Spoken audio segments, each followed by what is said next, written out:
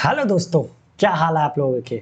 चलिए, मैं ऐसी उम्मीद करता हूँ कि आप सब बढ़िया होंगे, अपनी पढ़ाई कर रहे होंगे। तो चलिए, एक बार फिर से स्वागत है HMWB बैंकिंग एग्जाम में। जैसा कि आप लोग जानते हैं कि मैं संजय कुमार मौर्य आप लोगों के लिए लेके आया हूँ सिलेक्शन का होम्योपैथ, जिसमें मैं आपको अर्थमेटिक के मिक्स क्वेश्चन की प्रैक्टिस कराता हूँ, ताकि आपकी अर्थमेटिक इम्प्रूव हो सके और आप कम से कम टाइम में ज़्यादा से ज़्यादा क्वेश्चन सॉल्व कर पाएँ। और ये तभी पॉसिबल है जब आप ढेर सारी प्रैक्टिस करते हो। तो इसी प्रॉब्लम के दूर करने के लिए मैं लेके आया हूँ आपके लिए सिलेक्शन का होम्योपैथ, जिसमें मैं आपको डेली जो है मिक्स्ड क्वेश्चन की प्रैक्टिस कराता हूँ, और ताकि आपकी स्पीड इंप्रूव हो सके। तो चलिए, ज़्यादा टाइम न लेते हुए बढ़ते हैं अपने क्वेश्चन की तरफ। लेकिन उससे पहले, अगर आपने हमारे वीडियो को लाइक नहीं किया अभी तक तो लाइक कर दीजिए, और चैनल को सब्सक्राइब नहीं किया है तो प्लीज़ चैनल को सब्सक्राइब भी कर लीजिए, ताकि हमारी वीडियो की अपडेट जो है वो आपको मिलती रहे और आप अपनी स्पीड इंप्रूव करते रहें। तो चलिए, बढ़ते हैं क्वेश्चन की तरफ। और आज का हमारा पहला क्वेश्चन है ये। आप इसे पढ़िए, सॉल्व करने की कोशिश कीजिए, फिर मैं बताता हूँ इसे करना कैसे है। आप क्वेश्चन को, मेरा यही सजेशन है, मैं आपको पहले क्वेश्चन में यही बोलता हूँ हमेशा कि आप क्वेश्चन को कम से कम 2-3 बार पढ़ने की कोशिश कीजिए। हर क्वेश्चन को, ऐसा नहीं है कि पहला क्वेश्चन ही। जब आप क्वेश्चन को बार बार पढ़ते हो ना, तो आपके माइंड में जो है वो चीज़ें याद हो जाती हैं, और आप एक बार में ही पढ़ के उसका फाइनल डिसीजन बता देते हो। जैसे फाइनल डिसीजन का मतलब ये कि आपको पता चल जाता है कि दिया क्या है, पूछ क्या रहा है और करना कैसे है। ठीक है, सबसे बड़ी बात होती है कि इतना 3 चीज़ें अगर आपको क्वेश्चन के लास्ट तक पहुँचते पहुँचते पता हो गया ना, तो आपको कम से कम टाइम लगेगा। ठीक है, समझ रहे हैं ना।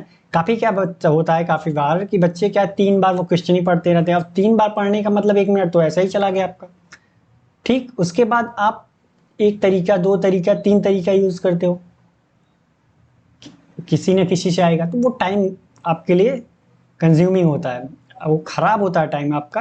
तो ठीक है, तो आप सिर्फ क्वेश्चन को 2 से 3 बार पढ़िए और डेली बाय डेली प्रैक्टिस कीजिए। ऐसा नहीं है कि आप एक दिन में 200 क्वेश्चन कर लीजिए, एक हफ्ते पे शांति कर लीजिए। तो ऐसा नहीं है, आप 10 क्वेश्चन ही कीजिए, लेकिन डेली बाय डेली कीजिए जब तक आपका सिलेक्शन नहीं हो जाता। ठीक है, तो चलिए, आप इसे पढ़िए, फिर करने की कोशिश कीजिए, फिर मैं बताता हूँ इसे करना कैसे। तो चलिए, टाइम स्टार्ट होता है आपका अब।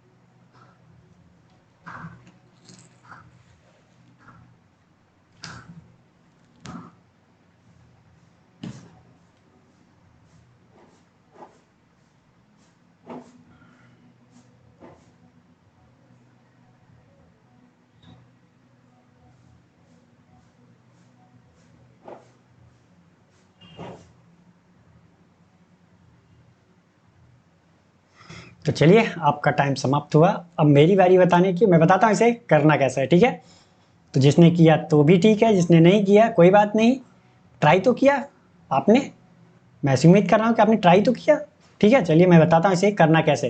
क्या है, राजवीर के पास 3 प्रकार के बिस्किट है, 4, 5 और 6 के अनुपात में है, और इनकी लघुत्तम समाप्तवार्तक मतलब एलसीएम जो है वो 360 है। तो उनके पास सबसे अधिक सबसे कम बिस्कुट की संख्या बताइए। ठीक है, सबसे अधिक और सबसे कम के बीच के अंतर बताना है बिस्किट की संख्या का। तो एक बात बताइए, इसने 3 प्रकार के बिस्किट दे रखे हैं। हमने मान लेते हैं कि ABC 3 हमारे प्रकार के बिस्किट हैं। कौन कौन से? ABC। इनका रेशियो दिया है कितना? 4, 5 और 6 के रेशियो में। ठीक है, तो हम क्या मान लेते हैं कि A का जो है वो कितनी संख्या है बिस्किट? 4x। B का कितना है? 5x। और C के कितनी संख्या है? 6x बिस्किट है। अब आप कंफ्यूज हो रहे होंगे कि ये सर ने आपने ये 4x, 5x और 6x ही क्यों माना? क्योंकि भाई रेशियो बराबर रखना है हमें। ठीक, जैसे आप मान लीजिए कि हम यहाँ पे मान लेते हैं दूसरा क्वेश्चन कि उसके पास A B C के पास कितना बिस्किट है? ए बी सी के पास 15 बिस्किट है, रेशियो में नहीं है, 20 बिस्किट है, और इसके पास 30 बिस्किट है। तो अगर आपसे रेशियो कोई पूछेगा तो आप क्या करोगे भाई, देखोगे ना जो कॉमन अंक सब में कट जाए, जैसे 5 से, तो 5 15, 5 चौका 20, 5 छक्के 30। आप यही नहीं कहोगे कि 3 4 और 6 का रेशियो है, यही नहीं कहोगे। लेकिन आपने ध्यान दिया कि 5 से यहाँ भी भाग दिया, 5 से यहाँ भी भाग दिया, 5 से यहाँ भी भाग दिया, तब जाके 3 4 और 6 का रेशियो आया। ठीक, तो एक कॉमन पॉइंट था कि नहीं सब में भाग देने का, जो कि हमारा इसमें कितना था, 5 था। तो हमें इसमें नहीं पता ना भाई कितने के भाग दिया हमने, जो कि 4 5 6 आया है। तो हम मान लेते हैं कि एक्स वेरिएबल है, कुछ भी हो सकता है। अगर अंक मानते हैं तो भाई वो एक एग्जैक्ट नंबर होता, लेकिन एक्स या ए बी सी जो भी आप मान सको, ये क्या है, वेरिएबल है, इसका मान कुछ भी हो सकता है। ठीक, तो हम इसलिए हमने क्या माना, 4x 5x और 6x बिस्किट की संख्या मान ली। समझ में आ गया है कि ये आया कहाँ से, कि 4x 5x और 6x ही क्यों मानता हूँ। अगर कोई रेशियो दिया रहता है तो हम 4x 5x 6x या 4 5 6 ए बी सी कुछ भी मान सकते हो आप। तो ऐसा क्यों मानते हैं, समझ में आ गया आपको। ठीक, इसको मैं मिटा देता हूँ, कंफ्यूज हो जाएंगे बाद में, देखेंगे कि ये कहाँ से आया।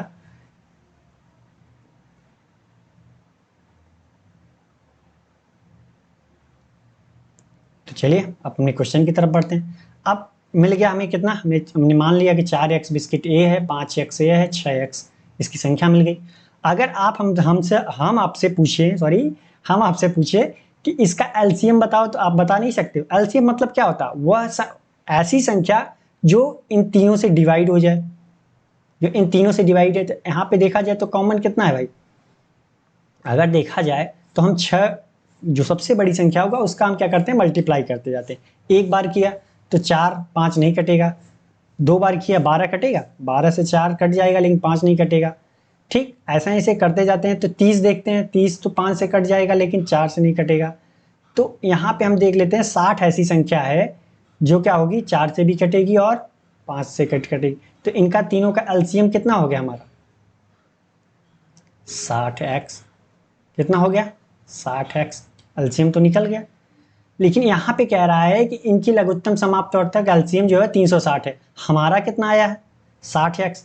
लेकिन ये कह रहा है कि नहीं 360 है। भाई दोनों हैं एलसीएम ही, ये भी एलसीएम है संख्या का, ये भी एलसीएम है। तो x का मान यहाँ कितना आ जाएगा, 6 आ गया। x का मान हमें क्या मिल गया, 6। ठीक, x का मान हमें क्या मिल गया, 6 मिल गया। अब हमसे पूछा क्या है कि सबसे अधिक और सबसे कम बिस्किट की संख्या। या तो आप x का मान रख के सब में फिर अधिक और कम का बीच का अंतर निकाल दो, या फिर आपको ऐसे ही पता है कि भाई x तो सब में कॉमन है ना। तो यहीं पे हम देख लेते हैं सबसे अधिक कौन है। सबसे अधिक हमारा ये है 6x, क्योंकि, और ये सबसे कम कितना है, 4x। तो इनके बीच का अंतर कितना होगा, अगर इनके बीच का अंतर देखा जाए तो कितना होगा, 2x। तो यही से हमसे पूछ रहा है 2x का मान। तो 2x का मान हमें पता है कितना, 6। तो कितना हो गया अंतर, 12 बिस्किट का अंतर आया।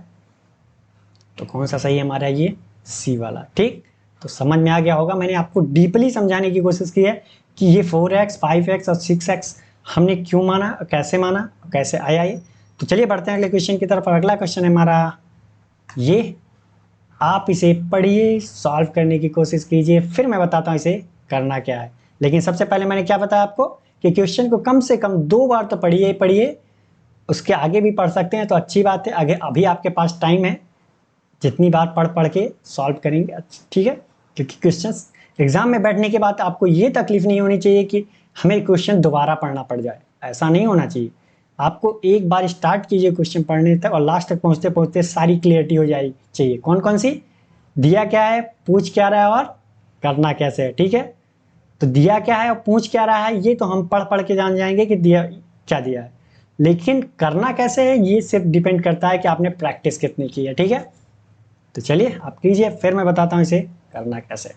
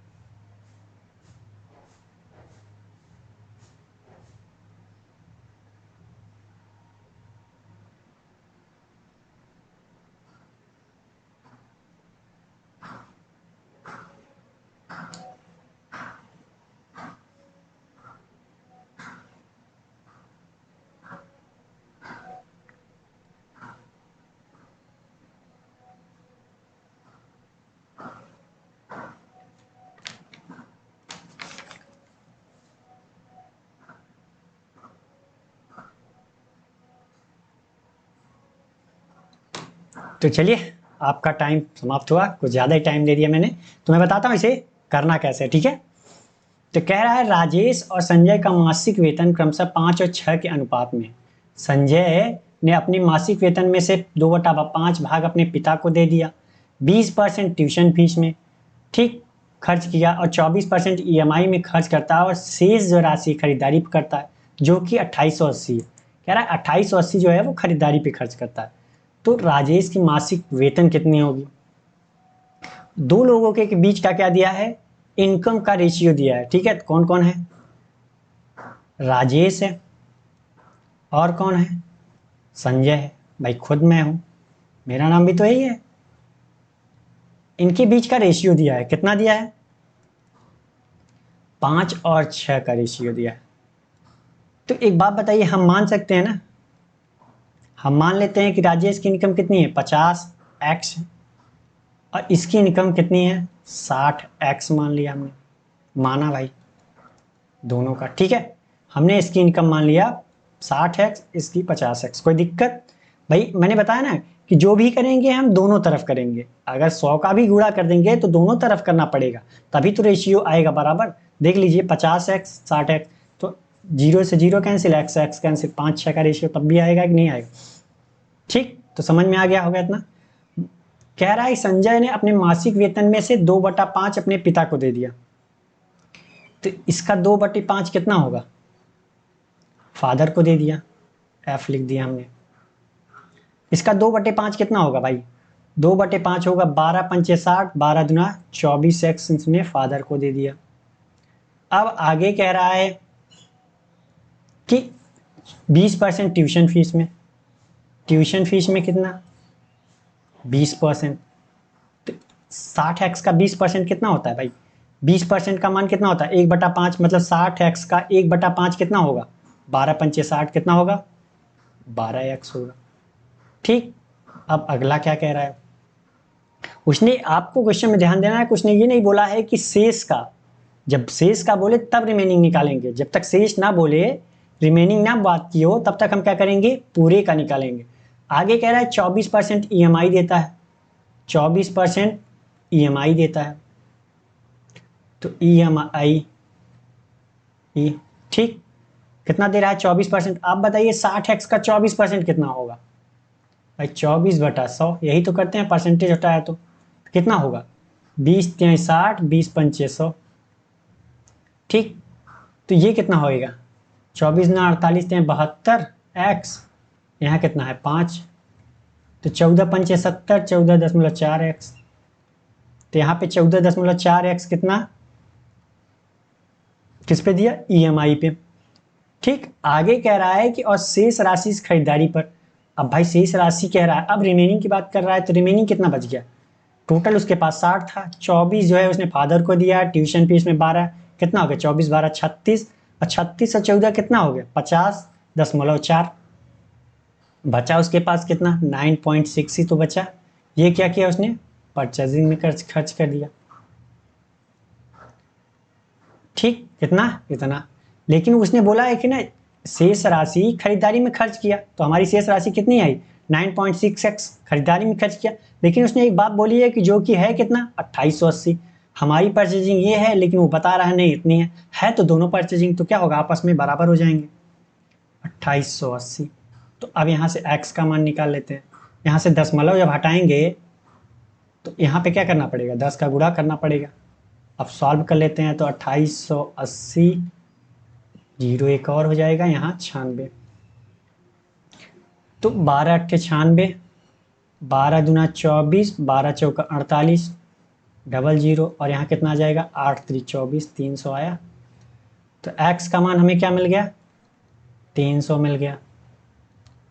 x का मान मिल गया, तब हमसे कुछ भी पूछे हम बता सकते हैं। तो पूछा क्या है? राजेश की मासिक वेतन, तो राजेश का मासिक वेतन कितना है भाई? 50x है, तो x का मान 300, तो 50x का मान कितना हो जाएगा? 5 3 15,000, कितना हो जाएगा? 5 3 15,000 रुपये। कौन सा सही है हमारा? ये ए वाला, ठीक। समझ में आ गया होगा। तो चलिए बढ़ते हैं अगले क्वेश्चन की तरफ। अगला क्वेश्चन हमारा ये है, आप इसे पढ़िए, सॉल्व करने की कोशिश कीजिए, फिर मैं बताता हूँ इसे करना कैसे है, ठीक है। तो आप पहले खुद तो ट्राई करो।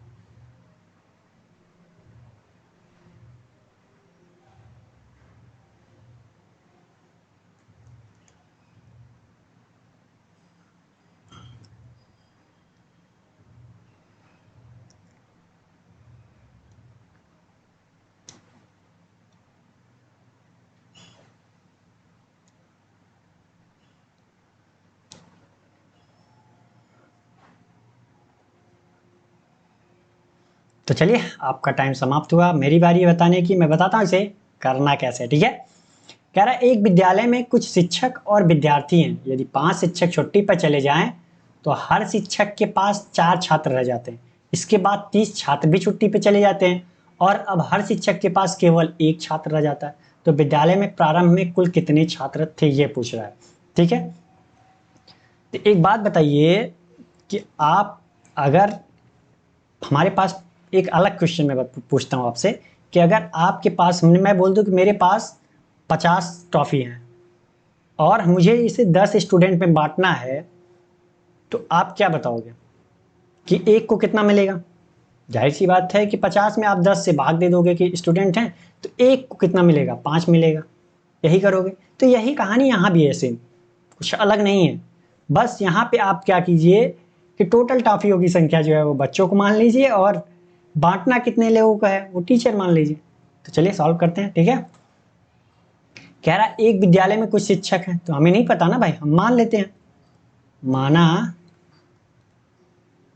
शिक्षक की संख्या कितना हमने मान लिया, शिक्षक की कुल संख्या,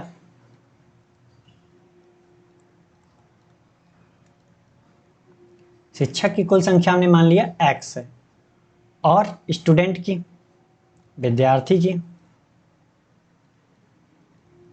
विद्यार्थियों की कुल संख्या, स्टूडेंट की कुल संख्या हमने मान लिया y है, ठीक। अब कह रहा है यदि 5 शिक्षक छुट्टी पर चले जाएं, तो टोटल तो इतने हैं भाई, ठीक। तो हर शिक्षक के पास 4 छात्र रह जाते हैं। तो अगर देखा जाए तो टोटल स्टूडेंट कितने हैं, y, ठीक। अगर y स्टूडेंट हैं और टोटल टीचर कितने हैं, x, लेकिन इसमें से 5 छुट्टी पे चले जाते हैं, तो बचा कितना, x-5। तो प्रत्येक टीचर के पास कितने स्टूडेंट हैं, 4। अब ये चीज़ अगर नहीं समझ में आई तो ये सोचिए कि क्लास में भी टोटल स्कूल में कितने स्टूडेंट हैं, 100 स्टूडेंट हैं मान लीजिए, और टोटल 20 टीचर हैं, तो क्या कहोगे आप, टोटल 20 टीचर हैं तो क्या कहोगे कि एक टीचर पे कितने स्टूडेंट आएंगे, 5 ही तो आएंगे। तो हम क्या कर रहे हैं, हमने स्टूडेंट की संख्या में टीचर की संख्या से भाग दे दिया, पता चल गया कि एक टीचर पे कितने स्टूडेंट आ रहे हैं। तो वही तो कहानी यहाँ भी की है हमने कि टोटल स्टूडेंट हैं y और टीचर कितने हैं, x थे, लेकिन उसमें से 5 चले गए, तो अब प्रत्येक टीचर के पास कितने रह गए भाई, 4 ही तो रह गए। भाग देने पे क्या आएगा, 4 ही तो आएगा। तो इक्वेशन नंबर हमारा 1 हो गया, ठीक। अब आगे चलते हैं। इसके बाद बोल रहा है 30 छात्र भी छुट्टी पे चले गए। अब क्या, अभी तो इतने थे, अब स्टूडेंट कितने रह गए हैं भाई, पहले तो y थे लेकिन अब 30 ये भी चले गए हैं और 5 टीचर पहले ही छुट्टी पे हैं। तो अब कह रहा है क्या, इतना। अब कह रहा है कि प्रत्येक शिक्षक के पास कितने अभी स्टूडेंट रह गए भाई, एक ही स्टूडेंट रह गए। तो ये क्या है, दोनों आपस में बराबर है। अब सॉल्व कर सकते हैं या नहीं, जाहिर सी बात है कि सॉल्व कर सकते हैं। इसको सॉल्व किया, इसको पहले इसको कर लेते हैं। तो y/4 x-5, इसलिए मैंने किया क्योंकि यहाँ सॉरी, यहाँ पे कितना है, यहाँ पे x-5 होगा, टीचर्स की संख्या में घटा रहा है ना, तो x-5, ठीक है। तो x-5 की जगह हम क्या रख सकते हैं, y/4। तो यहाँ पे कितना आएगा, y-30, ये दूसरा वाला सॉल्व किया। यहाँ पे कितना है, x-5, x-5 की जगह हम रख देते हैं y-30, x-5 की जगह क्या रखेंगे, y/4। अब सॉल्व कर लेते हैं इसको। तो 4 का गुणा इधर किया तो 4y माइनस 4×3=12, 120 बराबर y। y को इधर लाते हैं, 20 को इधर ले जाते हैं, 3y बराबर कितना, 120। तो y का मान कितना आ गया हमारा? 40 आया। y का मान कितना आ गया? 40 आया। तो विद्यालय में प्रारंभ में कुल कितने छात्र थे? अब भाई छात्र हमने कितना माना है? y तो माना है, और y का मान कितना आ गया? 40। तो हम प्रारंभ में स्टूडेंट कितने थे? 40 थे। ठीक, समझ में आ गया होगा। काफी हार्ड क्वेश्चन नहीं था और इतना लंबा भी आपको नहीं करना। आपको ये मानना तो है नहीं भाई, डायरेक्ट करेंगे। वो तो मैंने समझाने के लिए आपको बताया है, तो समझ में आ गया होगा। सबसे बड़ी मोटिव यही है मेरा कि आपको समझ में आ जाना चाहिए। तो समझ में आ गया होगा। बढ़ते हैं अगले क्वेश्चन की तरफ। और अगला क्वेश्चन हमारा ये, आप इसे पढ़िए, सॉल्व करने की कोशिश कीजिए, फिर मैं बताता हूँ इसे करना कैसे है। ठीक है, ऐसे क्वेश्चन मैंने काफ़ी बार बताए हैं आपको, आज भी बताऊंगा, आगे भी बताऊंगा, क्योंकि आपको मैं प्रैक्टिस करा रहा हूँ ना, आपकी स्पीड इंप्रूव करानी है। तो चलिए आप करिए, फिर मैं बताता हूँ इसे करना कैसे।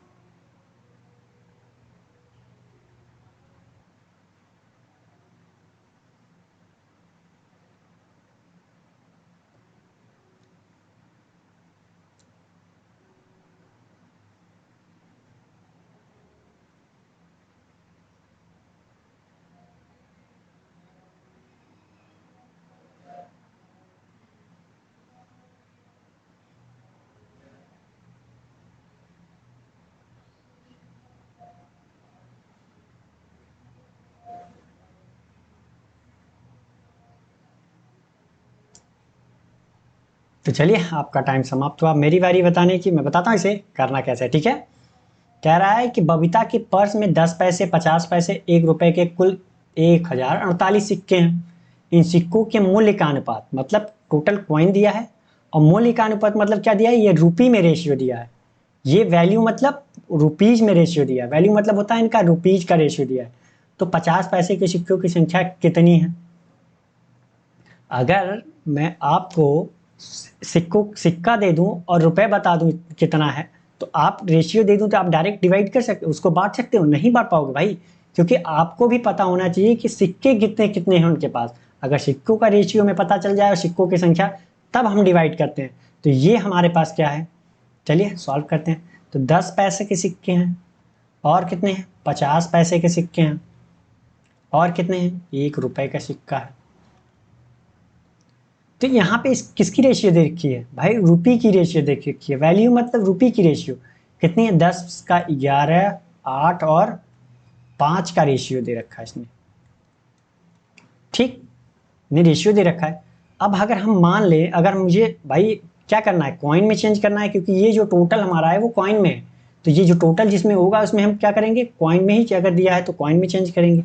ठीक, 10 पैसे और 50 पैसे और 1 रुपए के कॉइन की रेशियो में पता चल जाए तो हम बता सकते हैं ना कि 50 पैसे की कितने कॉइन है, या रुपए भी बता सकता हूं मैं। ठीक, तो अगर मान लीजिए कि ये 11 कॉइन है, रेशियो में दिया है 11, 8 और 5 का, हम मान लेते हैं कि ये 11 कॉइन है।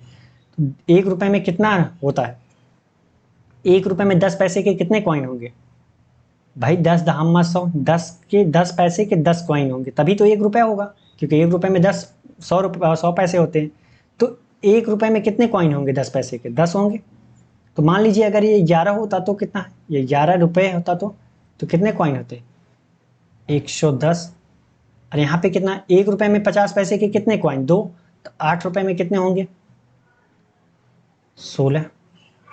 और 1 रुपए में एक का तो एक ही कॉइन होता है, तो 5 में 5 ही होगा। लेकिन ये रेशियो में दिया है। ठीक है, रेशियो में दिया है तो रेशियो में ही रखेंगे, एग्जैक्ट वैल्यू नहीं है। हमने माना है कि 11x, या x भी मान सकते थे कि x रुपए है, y रुपए है। तो यहाँ पे कितना हम मान लेते हैं, चलिए 11x रुपए है, ये 8x रुपए है, ये 5x रुपए है। तो आप तो बता सकते हो ना, अगर 1 रुपए में 10 पैसे के 10 कॉइन, तो 11x रुपए में कितना? 110x coin. यहाँ पे कितना? 16x coin. यहाँ पे कितना? 5x coin. टोटल कॉइन हमारे पास कितनी है भाई? 110, 16 और 5। टोटल कॉइन कितनी हो गई? टोटल कॉइन कितनी हो गई हमारे पास देखा जाए तो? 16, 5, 21, 10, 31, 131 एक्स कॉइन हमारे पास टोटल है। लेकिन ये कह रहा है कि नहीं, 1048 कॉइन है हमारे पास टोटल। 1048 कॉइन है। तो आप सॉल्व कर लेते हैं, तो ये कितनी बार जाएगा भाई? 8 एक का 8, 13 8 104। तो मतलब ये कितनी बार जाएगा? 8 बार। ठीक, तो x का मान हमें कितना मिल गया? 8 मिल गया। ठीक, तो हमसे पूछ रहा है कि आप 50 पैसे के सिक्कों की संख्या कितनी है? तो 50 पैसे के सिक्कों की संख्या कितनी है भैया? 16x है। ठीक, तो 16x का मान पता है हमें कितना? 8। तो 16 अट्ठे 128 कॉइन किसके हैं? 50 पैसे के। किसके हैं? 50 पैसे के। अगर यही मान लीजिए रुपए पूछता तो क्या करते हैं आप? तो भाई जाहिर सी बात है कि 128 कॉइन है 50 पैसे के, तो 1 रुपए में 2 कॉइन होता है, तो 2 से भाग देते थे तो हमारे पास कितना होता?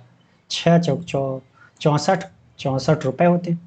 भाई 128 कॉइन है आपके पास 50 पैसे के, तो उसका आधा कर देते तो कितना हो जाता? 64 रुपए हो जाते हमारे पास। तो जो पूछता है वो आप बता सकते थे। ठीक है, तो चलिए समझ में आ गया होगा। बढ़ते हैं अगले क्वेश्चन की तरफ। और अगला क्वेश्चन है हमारा ये, आप इसे पढ़िए, सॉल्व करने की कोशिश कीजिए, फिर मैं बताता हूं इसे करना कैसा। ठीक है,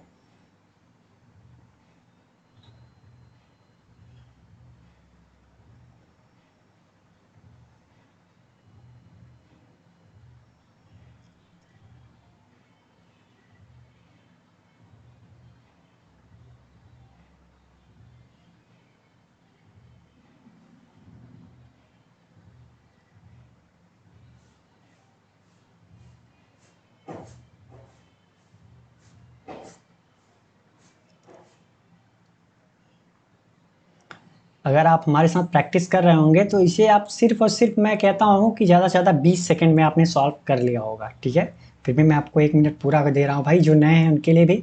ठीक है, तो टाइम तो पूरा मिलना चाहिए।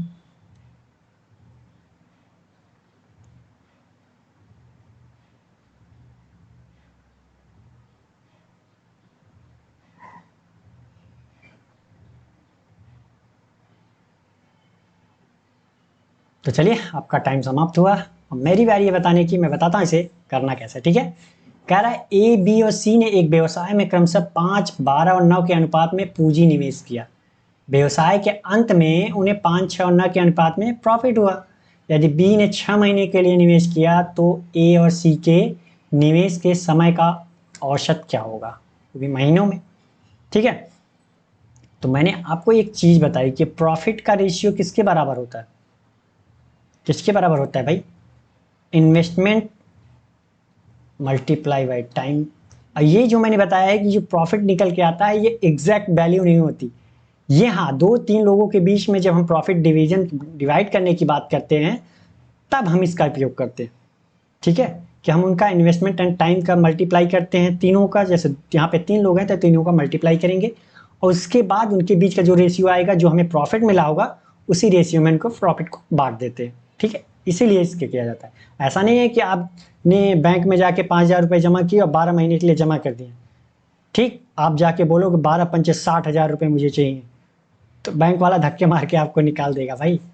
ठीक है, तो समझ गए होंगे मैं क्या कहना चाह रहा था। तो चलिए, यहाँ पे 3 लोग हैं, कौन कौन से?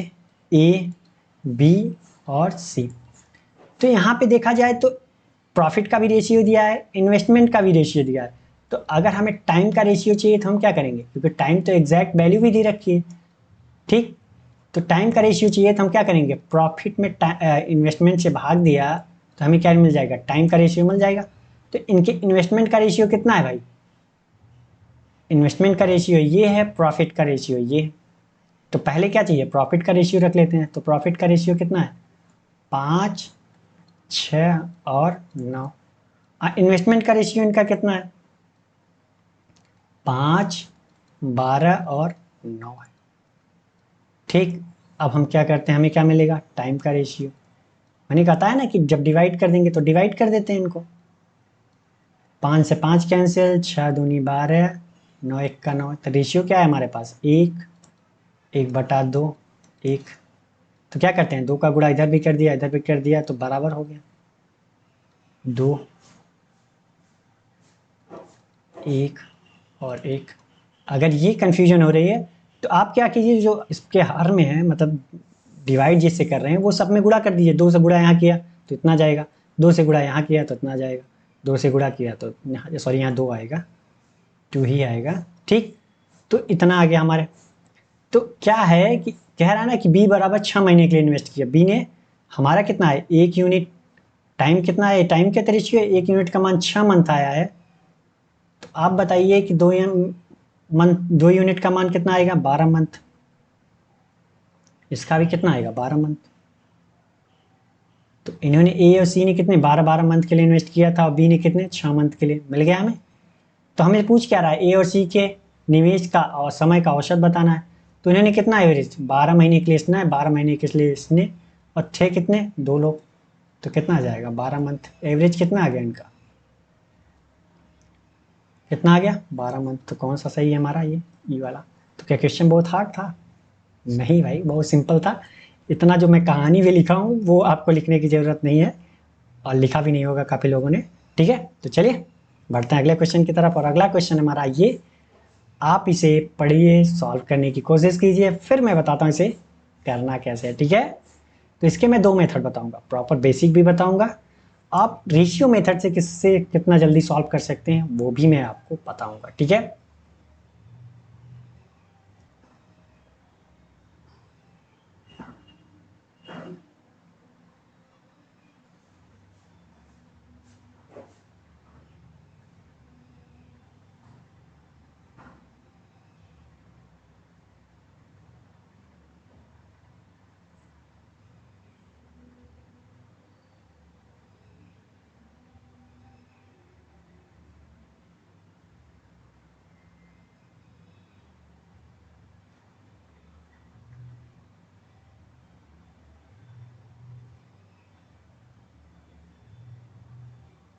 तो चलिए आपका टाइम समाप्त हुआ, मेरी बारी बताने की, मैं बताता हूँ इसे करना कैसे। ठीक है, कह रहा है 68 रुपए की राशि पर 3 वर्षों के लिए चक्रवृद्धि ब्याज क्या होगा यदि पहले 2 वर्षों के लिए वार्षिक ब्याज दर 10% प्रतिवर्ष है और अंतिम 1 वर्ष के लिए 25% हो।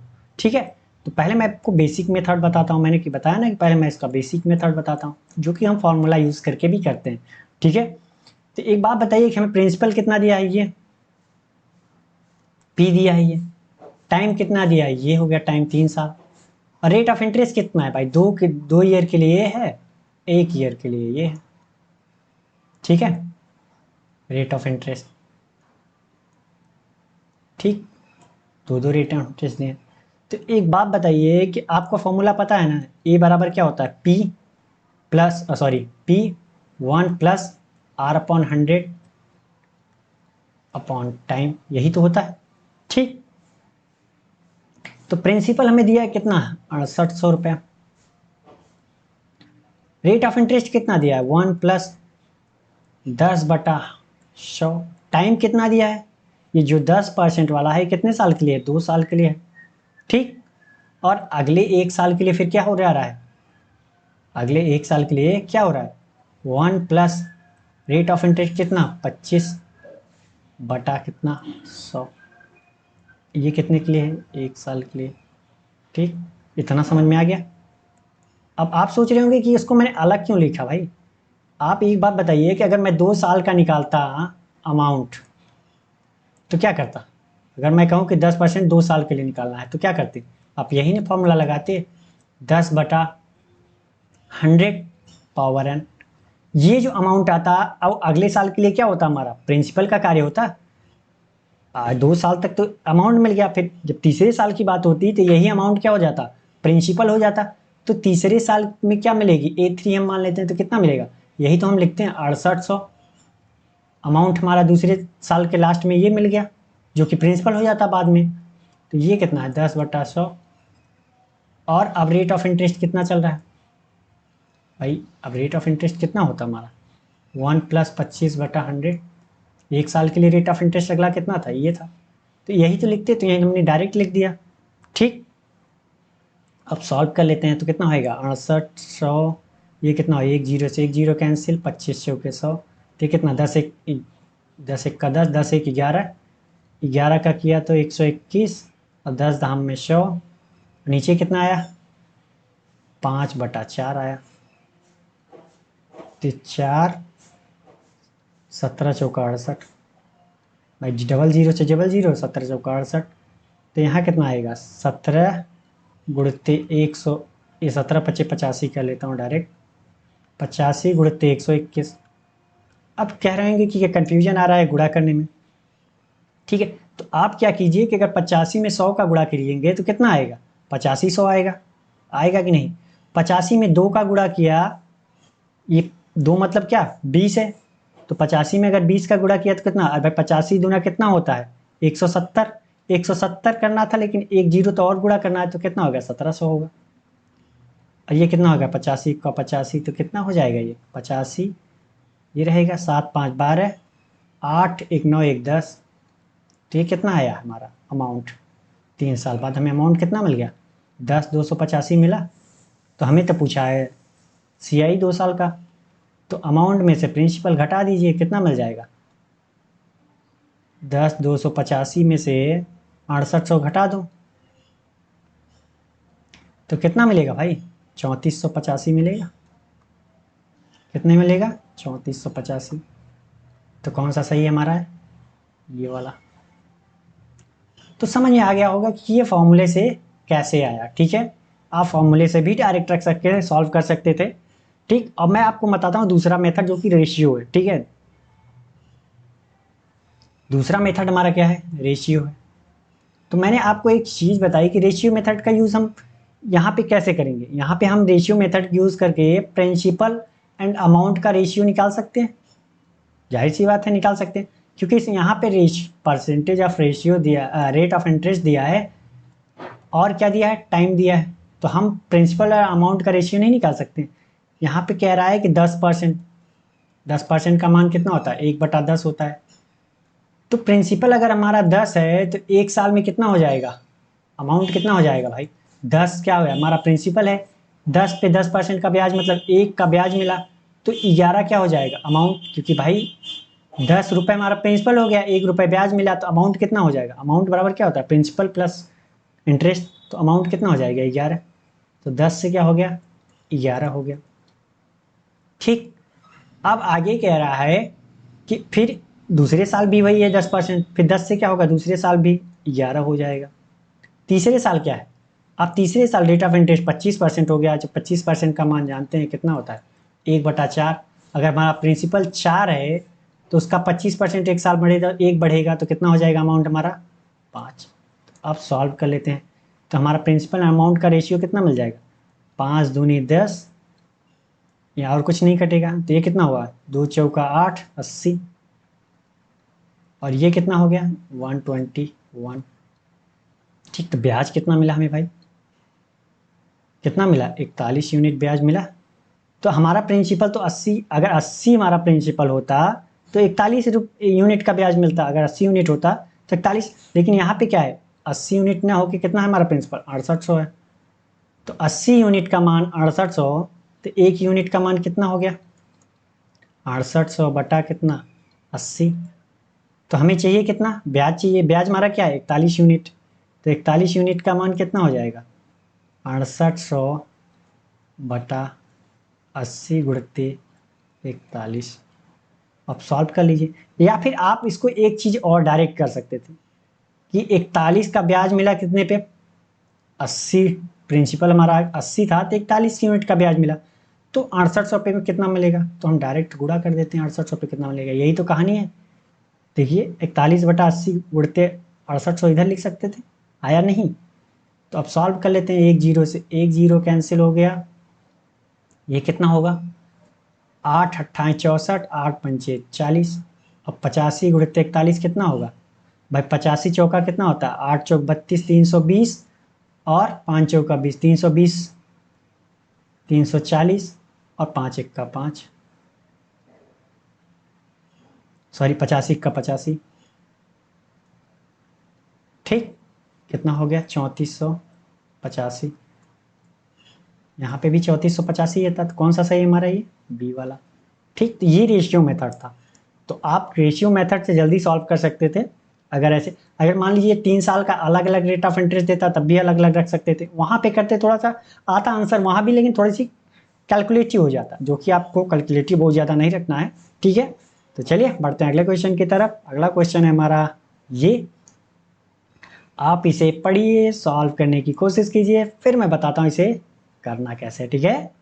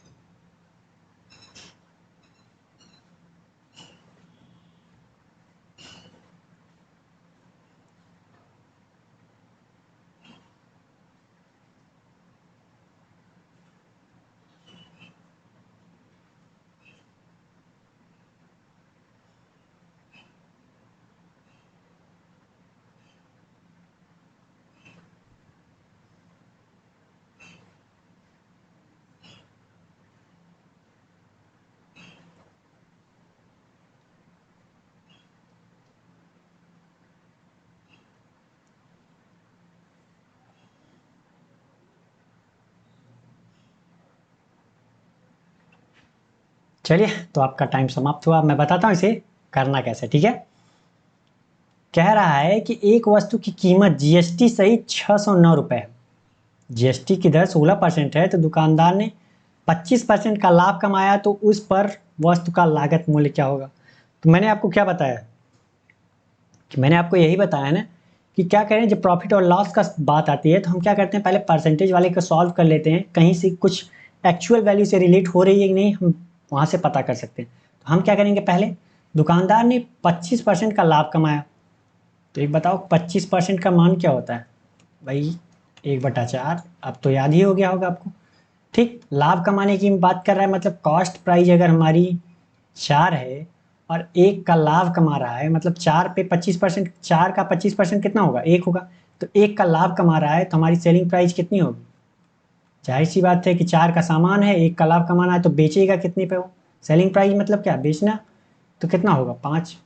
तो selling price and cost price का रेशियो मिल गया हमें कितना, 5 एंड 4 का।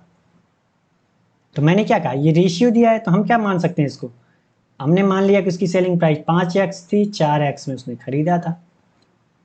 इतना तो ठीक है। लेकिन उसने एक बात वही है कि एक वस्तु की कीमत जीएसटी सहित, मतलब जीएसटी सहित उसकी सेलिंग प्राइस है। GST with GST, selling price with GST कितनी है उसकी, 609 रुपये। ठीक, और जीएसटी परसेंटेज कितनी है, जीएसटी परसेंटेज कितनी है भाई, 16% है। यहाँ पे देखा जाए तो ये क्या है, उसकी कॉस्ट प्राइस है, विदाउट जीएसटी कितना है वो, 5x है। तो अगर मैं यहाँ पे जीएसटी सहित निकाल लूँ तब, क्योंकि जीएसटी के रेट ऑफ इंटरेस्ट भी दिया है कि जीएसटी परसेंटेज कितना, तो आप बताओ कि विथ जीएसटी किसकी कीमत कितनी हो जाएगी, विथ जीएसटी कितनी कीमत होगी, 5x तो है ही है। ठीक, अब कितना ले रहा है, 16% जीएसटी ले रहा है, तो 16% जीएसटी किस पे लेगा भाई, जो उसकी सेलिंग प्राइस होगी उसी पे तो लेगा जीएसटी। अगर आप मॉल में जाते हो तो जितनी कीमत होती है, अगर मान लीजिए कि आपने खाना खाया कितने का, 300 रुपये का, तो वो कहते हैं नहीं 18% जीएसटी, तो आपसे लेते कितना है, 318 रुपये। तो लेते नहीं, 18% जीएसटी मतलब 18×3 = 54 रुपये, तो 354 रुपये आपसे लिया जाता है। ठीक है, तो यहाँ पे भी अगर कीमत उसकी 5x है, तो जीएसटी कितना लेंगे, इसी पे लेंगे 5x जितना आपने खर्च किया। तो 16% है, तो 16/100। ठीक, तो यहाँ पे देखा जाए तो कितना, 5x, 16×5 = मतलब 0.8x जीएसटी हो गया। तो ये टोटल कितना हो गया, 5.8x। ये क्या हो गया, selling price with GST, selling price with GST. और हमारी कितनी है सेलिंग प्राइस, जो दिया है इसने 609 रुपये, ये भी सेलिंग प्राइस विथ जीएसटी आ गई, ये भी सेलिंग प्राइस विथ जीएसटी है। तो कितना हो जाएगा, दोनों आपस में बराबर होंगे।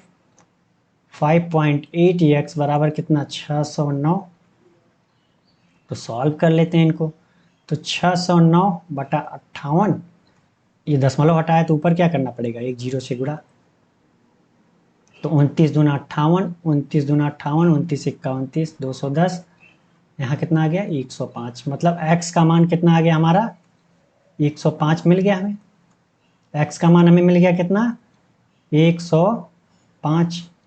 हमसे पूछा क्या है भाई, उस वस्तु का लागत मूल्य, तो लागत मूल्य कितना है, कॉस्ट प्राइस कितनी है, इतनी।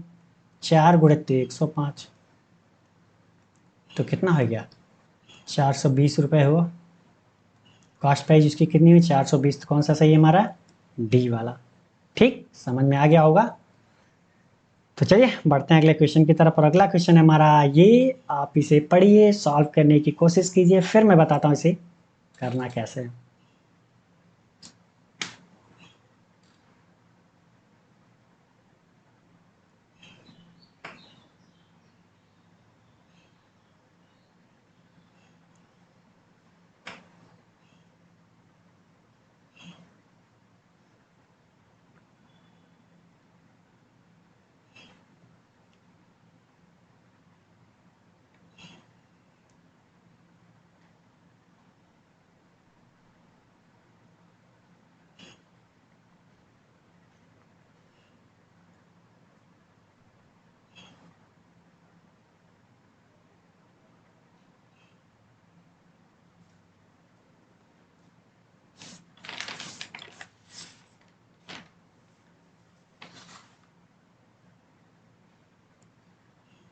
तो चलिए आपका टाइम समाप्त हुआ, मैं बताता हूँ इसे करना कैसे है, ठीक है।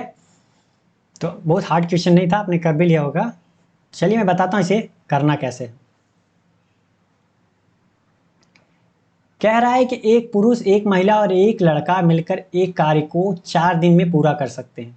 यदि अकेला पुरुष 8 दिन में और अकेला लड़का 12 दिन में वो कार्य करता है, तो अकेली महिला उस कार्य को पूरा करने में कितने दिन लगाएंगे, ठीक है।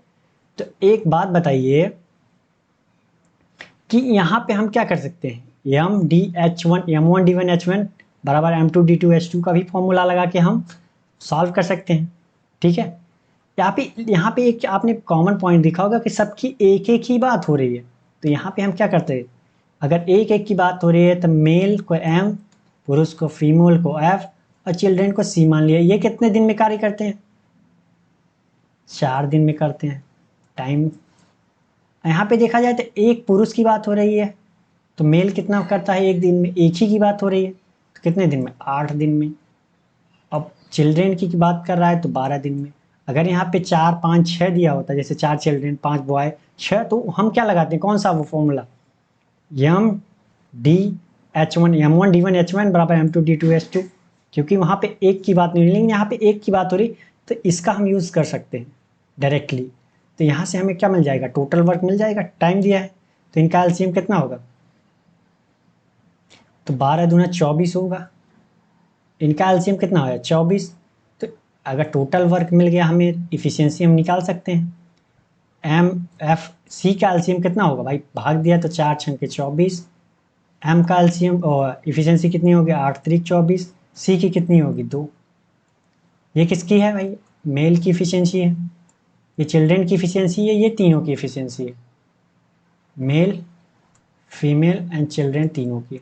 तो मेल और चिल्ड्रेन की दी रखी है, तो फीमेल का नहीं हम बता सकते हैं भाई, जाहिर सी बात है कि 6 - 5 बराबर 1।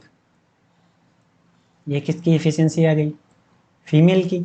तो अब हमसे पूछ रहा है तो अकेली महिला उस कार्य को पूरा करने में कितना टाइम लगेंगे, अलोन महिला कितना लगाएगी भाई, अलोन फीमेल टाइम कितना लगाएगी, टोटल वर्क बटा इफिशियंसी, टोटल वर्क 24 है, इफिशियंसी 1 है, तो कितना टाइम लगाएगी, 24 डे लगाएगी। तो ये कितना है, कौन सा सही है, ये उससे भी कर सकते थे जो मैंने बताया ना कि M1D1H1 बराबर M2D2H2। तो उससे भी क्या होता है कि थोड़ा सा कॉम्प्लिकेटेड हो जाता। अगर आपको क्वेश्चन, इसीलिए मैं कहता हूँ ना कि जब प्रैक्टिस करोगे तो आपको माइंड में ही क्लियर हो जाएगा कि क्या हम कर सकते हैं, आसानी से सॉल्व हो जाए, तो कौन सा तरीका यूज़ करेंगे।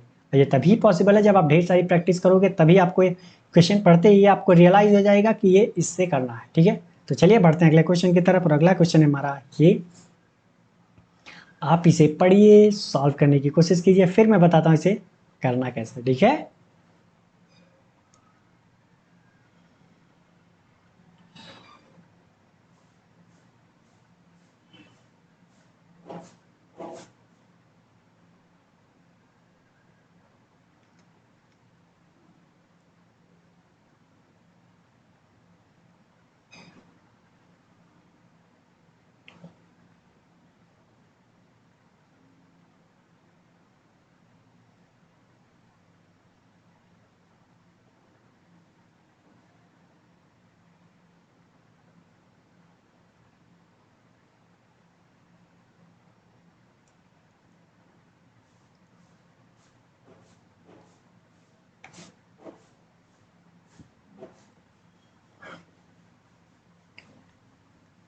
तो चलिए आपका टाइम समाप्त हुआ, अब मैं बताता हूँ इसे करना कैसे, ठीक है।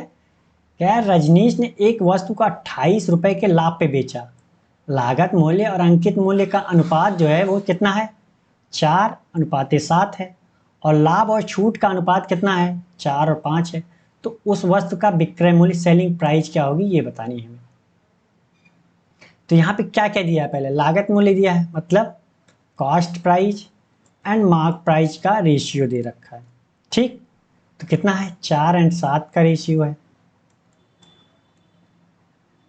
और क्या दिया है, प्रॉफिट एंड डिस्काउंट का रेशियो दिया है, कितना है, 4:5 का। और यहाँ पे हमें क्या दे रखा है, प्रॉफिट दे रखा है, इसने प्रॉफिट दे रखा है कितना, 28 रुपये। तो एक बात बताइए कि यहाँ में प्रॉफिट का मान कितना है, 4 यूनिट है, अगर यहाँ बराबर 4 यूनिट बराबर 28 रुपये है तो हम डिस्काउंट बता नहीं सकते कितना होगा भाई। 4 सत्ते 28, 1 यूनिट का मान 7, तो 5 यूनिट का मान कितना 35 रुपये होगा। ठीक, लेकिन यहाँ पे हम यहाँ पे अभी कुछ रिलेट नहीं कर सकते क्योंकि ये रेशियो अलग है, ये रेशियो अलग है, कहीं इनको रिलेट करने की बात भी नहीं की। तो यहाँ पे जो रेशियो है ये अलग होगा, ये रेशियो अलग होगा। ऐसा नहीं है कि आपने यहाँ पे निकाल लिया, यहाँ पे ये निकाल लिया तो यहाँ पे भी 1 यूनिट का मान रख के निकाल सकते हो, ऐसा कभी मत करना क्योंकि ये रेशियो हमारा अलग है, ये रेशियो अलग है। ठीक है, अगर रिलेट किया होता कहीं से तो हम निकाल सकते थे, लेकिन इसने कहीं से रिलेट नहीं किया, इसको जोड़ा नहीं है। ठीक, तो यहाँ पे क्या है, अब हमें मिल गया इसका मान, ये भाई एक ही रेशियो थे 4 और 5 का, तो यहाँ से तो हमने निकाल लिया इसका। तो हम मान लेते हैं कि हमारी कॉस्ट प्राइस कितनी है, 4x मान लिया हमने, और मार्क प्राइस कितना 7x रुपये मान लिया हमने। ये कैसे मान सकते हैं ये भी हमने आपको बताया। ठीक है, तो अब आप एक बात बताइए, अगर हमें सेलिंग प्राइस चाहिए भाई, अगर वस्तु की सेलिंग, एक ही वस्तु की बात हो रही है, सारी कहानियाँ तो एक ही वस्तु के लिए, अगर हमें सेलिंग प्राइस चाहिए तो हम क्या करेंगे, मार्क प्राइस में, अगर मार्क प्राइस हमारा अगर 7x है, अगर हम इसमें से डिस्काउंट घटा दूँ तो हमें सेलिंग प्राइस मिल जाएगा। डिस्काउंट कितना है 35 रुपये है, तो 35 रुपये हमने घटा दिया तो हमें क्या है, सेलिंग प्राइस मिल गई नहीं। और आगे ये भी है कि अगर हमें कॉस्ट प्राइस पता है और प्रॉफिट पता है तब भी तो हम सेलिंग प्राइस बता सकते हैं। तो कॉस्ट प्राइस 4x है, अगर मैं इसमें से प्रॉफिट जोड़ दूं तो ये भी तो हमारा सेलिंग प्राइस है, ये भी सेलिंग प्राइस है, ये भी सेलिंग प्राइस है, दोनों बराबर हो गए कि नहीं आपस में। तो हम क्या करते हैं, इनको सॉल्व कर लेते हैं। तो 7x माइनस 35, 4x बराबर 28, तो इधर इधर इसको लाते हैं तो ये कितना हो जाएगा 3x, और इसको इधर लेके जाएंगे तो कितना हो जाएगा 35 और 28 कितना होगा भाई, 2 जोड़ दिया तो 30 हो गया, ये 33 हो गया, तो ये कितना हो जाएगा 63। x का मान कितना होगा 3 दूनी 6, 3 1 3, 21। x का मान कितना मिल गया 21। तो पूछ रहा है उस वस्तु का विक्रय मूल्य कितना होगा, सेलिंग प्राइस पूछ रहा है। तो सेलिंग प्राइस कितनी होगी भाई, ये हमारी सेलिंग प्राइस या तो इसमें रख दो या तो इसमें रख दो, किसी एक में रख दो। तो सेलिंग प्राइस हमारी कितनी हो जाएगी, किसी एक में रखो, 4x प्लस 28 में रख दिया हमने, तो कितना होगा हमारा 4x की जगह 4 गुणित 21 प्लस 28 किया, तो ये कितना हो जाएगा 21 चौके 84 और प्लस 28 कितना 112, 112 रुपये हुआ। तो कौन सा सही है हमारा, ये बी वाला। ठीक, समझ में आ गया, तो समझ में आ ही गया होगा भाई क्योंकि बहुत हार्ड नहीं था, मैंने पूरी डीपली समझाने की कोशिश की और आपको समझ में भी आ गया होगा। चलिए बढ़ते हैं अगले क्वेश्चन की तरफ, और अगला क्वेश्चन है हमारा ये, आप इसे पढ़िए, सॉल्व करने की कोशिश कीजिए, फिर मैं बताता हूँ इसे करना कैसे। ये क्वेश्चन तो बहुत सिंपल है, इसके मैं 2 मेथड बताऊँगा आपको, एक प्रॉपर बेसिक बताऊँगा और दूसरा आप शॉर्ट में इसे कैसे कर सकते थे। ठीक है,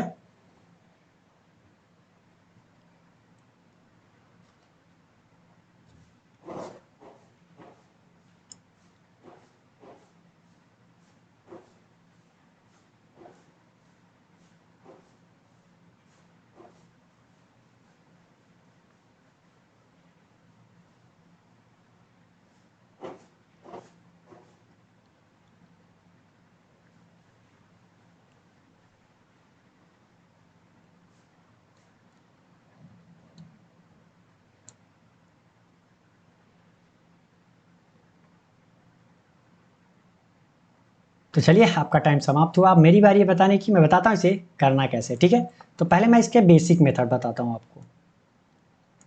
कह रहा है कि एक ट्रेन ने स्टेशन P से Q तक की दूरी 40 मिनट में तय करती है। यदि ट्रेन की गति को 6 किमी प्रति घंटा कम कर दिया जाए तो वह दूरी 42 मिनट में तय होती है। तो P और Q के बीच की दूरी बतानी है। तो 2 स्टेशन हैं P और Q, ठीक है, इनके बीच की दूरी कुछ है, जो भी है। तो ये कह रहा है कि टाइम जो लग रहा है इसको ट्रेन को जाने में 40 मिनट लग रहा है। तो भाई 40 मिनट है तो इसको घंटे में चेंज करेंगे तो क्या करेंगे, 60 से भाग दे दिया, तो ये कितना आएगा 2/3 घंटा लग रहा है। स्पीड क्या है हमें नहीं पता, तो हमने क्या मान लिया, स्पीड v है। ठीक, और डिस्टेंस कितनी इसकी, हमने मान लिया x डिस्टेंस है। तो यहाँ पे आप बताइए कि v बराबर कितना हो जाएगा, v बराबर कितना, distance upon time, distance x है, टाइम कितना लग रहा है 2/3। ठीक, अगर मैं डिस्टेंस निकालना चाहूँ तो v का 2/3 का गुणा इधर कर दिया तो कितना होगा 2/3 v हो जाएगा। ये क्वेश्चन नंबर 1 हमने मान लिया। अब आगे एक कंडीशन और उसने दे रखी, यदि ट्रेन की गति, ये तो पहले थी, पहले 40 मिनट में पहुंचती थी, अब बाद में दूसरी कंडीशन उसने दे दिया। अब कंडीशन में बोल दिया कि यदि ट्रेन की गति 6 किमी प्रति घंटा कम कर दिया जाए तो स्टेशनों के बीच की दूरी क्या चेंज हुई भाई, पी क्यू तक ही जाना है। टाइम कितना लग रहा है उसने बोला ना 42 मिनट लग रहे हैं, तो 42 मिनट है तो इसको घंटे में चेंज करने के लिए 60 से भाग दे दिया। ठीक, तो 6×7=42, 6×60, 7/10 आवर आ गया। और एक बात बताइए कि स्पीड क्या है, पहले जो स्पीड थी उसकी स्पीड से 6 किलोमीटर कम कर दिया गया। तो पहले स्पीड तुम्हारी हमने कितने मानी था v, इसकी स्पीड कितनी कम कर दिया 6 किलोमीटर प्रति घंटा। अब स्पीड कितनी हो गई, ये हो गई। तो यहाँ से अब हम डिस्टेंस निकालना चाहें तो डिस्टेंस बराबर क्या होता है स्पीड अपॉन टाइम। तो स्पीड कितनी है v-6 और टाइम कितना लग रहा है 7/10। ठीक, तो एक बात बताइए, क्वेश्चन नंबर हमारा 2 मान लेते हैं। तो यहाँ भी x है, यहाँ भी x है, तो दोनों जगह x है बराबर है, तो ये भी क्या होंगे बराबर होंगे। तो अब हम क्या करते हैं सॉल्व कर लेते हैं। तो v-6 गुणित 7/10 और इधर कितना है v गुणित 2/3। तो अब सॉल्व कर लेते हैं। ठीक, 10 का गुणा इधर कर दिया, 3 का गुणा इधर, तो ये 3 गुणा किया तो 21 हो जाएगा, 21 का गुणा अंदर किया तो कितना 21v, और 21 में 6 का 6, 6 दूनी 12, 126 हो जाएगा। और इधर कितना 10 दूनी 20v हो जाएगा।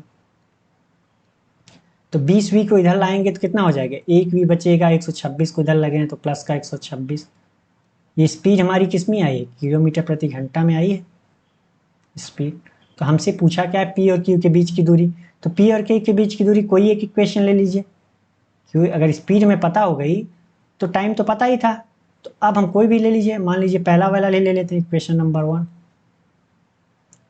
1 ही ले लिया हमने। ठीक, तो x बराबर कितना 2/3v, 2/3 v का मान कितना 126, तो 3 चौका 12, 3 दूनी 6, 42 दूना कितना 84 किलोमीटर। ये क्या है 84 किलोमीटर। तो ये क्या था हमारा, कौन सा सही है ये। तो ये हमारा जो था वो प्रॉपर बेसिक मेथड था और समझ में भी आ गया। मैं यही कहता हूँ ना कि प्रॉपर आपको बेसिक मेथड आना चाहिए। कभी कभी क्या होता है वेरिएबल चीज़ दे देते कंफ्यूज हो जाते हैं आप, और शॉर्ट से करना आसान नहीं होता। अगर आपको वेरिएबल में करेक्ट रहेंगे, मतलब कोई कन्फ्यूजन नहीं रहेगी, तो शॉर्ट तो आप अपने से बनाओगे। ठीक है, तो चलिए आपको दूसरा मेथड बताता हूँ, रेशियो। ठीक, तो इसमें एक चीज़ आपने देखी कि पी और क्यू के बीच की ही दूरी बात हो रही है, तो पी और क्यू के बीच की दूरी क्या हो रही है, कॉमन ही है। क्या है भाई, पी और क्यू के बीच की दूरी क्या है एक्स मान लिया हमने, तो क्या है दोनों कंडीशन के लिए क्या है कॉमन है। तो कौन कौन सी कंडीशन है, पहले और बाद में 2 कंडीशन है। ठीक, तो यहाँ पे टाइम दिया है उसने, टाइम पहले कितना लग रहा था, पहले कितना लग रहा था 40 मिनट लग रहा था, बाद में कितना लगने लगा 42 मिनट लगने लगा। ठीक, तो इनके बीच का रेशियो हम निकाल लेते हैं, तो कितना होगा ये 20 दूनी 40, 21 दूना 42, तो रेशियो कितना आ गया 20 और 21 का टाइम का रेशियो। तो एक बात बताइए आप कि स्पीड बराबर क्या होता है, डिस्टेंस अपॉन टाइम होता है। अगर ये हमारा डिस्टेंस दोनों के लिए कांस्टेंट हो गया, ठीक दोनों के लिए वही हो गया, तो स्पीड किसके डायरेक्टली प्रोपोर्शनल होगी 1/t की होगी। तो कहने का अर्थ अगर टाइम हमारा 20/21 है तो क्या स्पीड क्या हो जाएगी, उसकी उल्टा हो जाएगी। तो स्पीड हमारी क्या हो जाएगी भाई, स्पीड का रेशियो क्या मिलेगा हमारा उल्टा मिलेगा, जैसा कि मैंने यहाँ पे बताया। तो 21/21 रेशियो 20 मिलेगा। तो ठीक है, तो कह रहा है कि यदि ट्रेन की गति को 6 किमी प्रति घंटा कम कर दिया जाए, तो यहाँ पे देखा जाए तो ट्रेन की गति कितनी कम हो रही है 21 यूनिट थी भाई, रेशियो में तो हमने मान लिया 21 यूनिट थी, ये 20 यूनिट थी, तो 1 यूनिट कम हुई ना। लेकिन वो कह रहा नहीं 6 किलोमीटर प्रति घंटा कम हुई भाई, 1 यूनिट का मान 6 किलोमीटर प्रति घंटा। तो 21 यूनिट का मान कितना 6 का 6, 6 दूनी 12, यहाँ कितना 20 छक्का 120। तो तो कहने का अर्थ उसकी पहले स्पीड जो थी वो कितनी थी, 126 किलोमीटर प्रति घंटा थी, बाद में 6 घट गई तो 120 किलोमीटर प्रति घंटा है। तो अब डिस्टेंस पूछ रहा है, तो डिस्टेंस बराबर क्या होगा हमारा, distance to P and Q कितनी हो जाएगी, ये बात बताइए कितनी होगी। अब डिस्टेंस पी और क्यू के बीच की दूरी निकालनी है, तो speed v into T, speed हमें कितना मिल गया, अगर आप ये लेते हैं 126 किलोमीटर वाला स्पीड, तो टाइम हमें कितना लेना पड़ेगा भाई, 40 मिनट बोला है, 40 मिनट। और भाई स्पीड क्या है, किलोमीटर प्रति घंटे में है, तो टाइम भी तो क्या होना चाहिए, घंटे में होना चाहिए। तो 60 से क्या करेंगे, भाग दे देंगे। तो 2 दूनी 4, 2 तिहाई 6, 3 चौका 12, 3 दूनी 6, तो कितना आ गया, 84 किलोमीटर आया। आप इसमें भी लेंगे 120 वाले में भी, तब भी इतना ही आएगा, ऐसा नहीं है क्या लगाएगा। तो कौन सा सही है हमारा, ये वाला। ठीक, तो समझ में आ गया होगा। मैंने दोनों मेथड आपको बताया, रेशियो भी और प्रॉपर बेसिक भी। तो आपको बेसिक भी आना चाहिए, लेकिन एग्जाम में आपको पढ़ते ही क्वेश्चन ये पता हो जाएगा कि करना कैसे। अगर रेशियो लायक है तो डायरेक्ट रेशियो का यूज़ कीजिए और कम टाइम में क्वेश्चन सॉल्व कर जाइए।